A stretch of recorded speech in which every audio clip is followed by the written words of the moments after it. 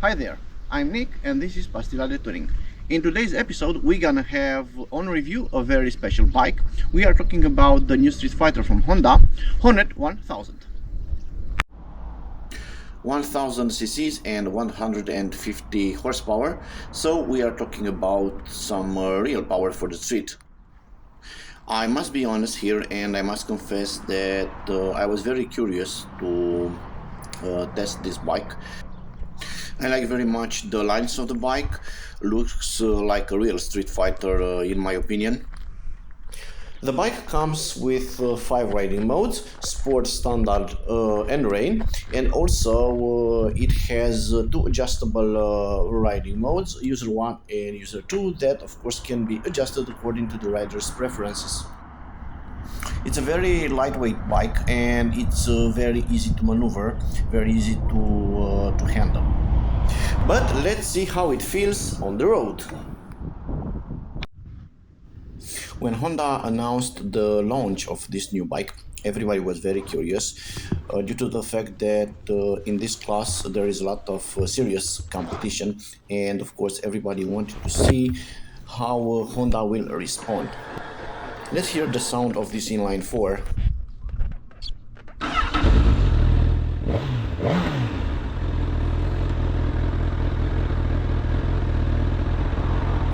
A very nice sound in my opinion. And the riding modes that I was talking about can be changed very easily. Hopefully you could see it on the footage.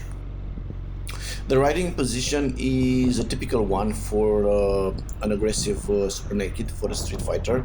So it's a sporty position. It's not very comfortable, but of course we must not forget that we are not on a touring bike, we are on a Street Fighter.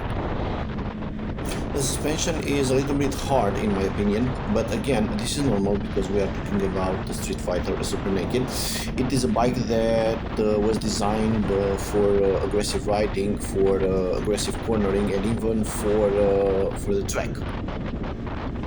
When it comes to comfort, the seat is a bit on the firm side. Surprisingly though, the passenger seat turned out to be pretty comfortable even if it doesn't look like it. The passenger's riding position isn't as sporty as riders, which actually makes it a bit more relaxed.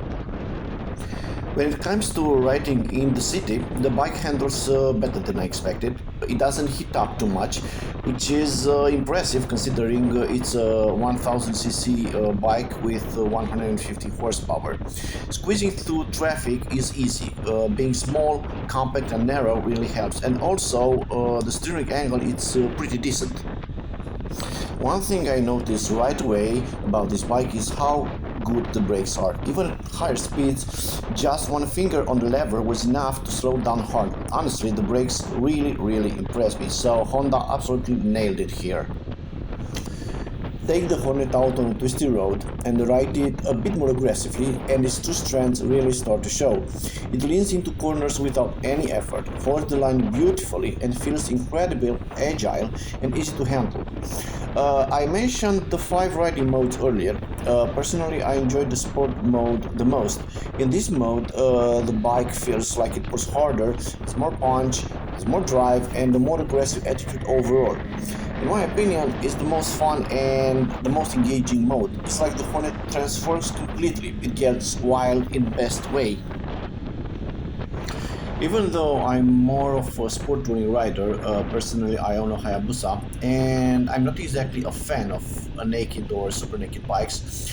I have to say this one really impressed me. Personally, when I first heard that Honda was releasing a Street Fighter, I was honestly pretty excited, but I also had pretty high expectations. And not only were those expectations met, they were actually exceeded. I've already mentioned how great the brakes are, but I also want to highlight the throttle response. Acceleration feels really smooth and sharp, especially in sport mode. The bike reacts instantly and just wants to go. To sum it up, it's a nimble, compact, punchy bike with excellent brakes that really shines on twisty roads, especially when ridden hard. At the same time, it handles city riders surprisingly well.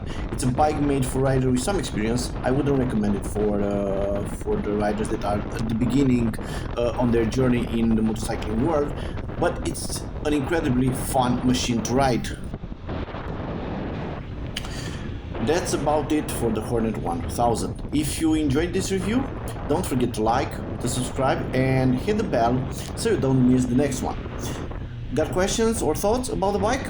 Drop them in the comments below. I would love to hear what you think. Until next time, take care and ride safe.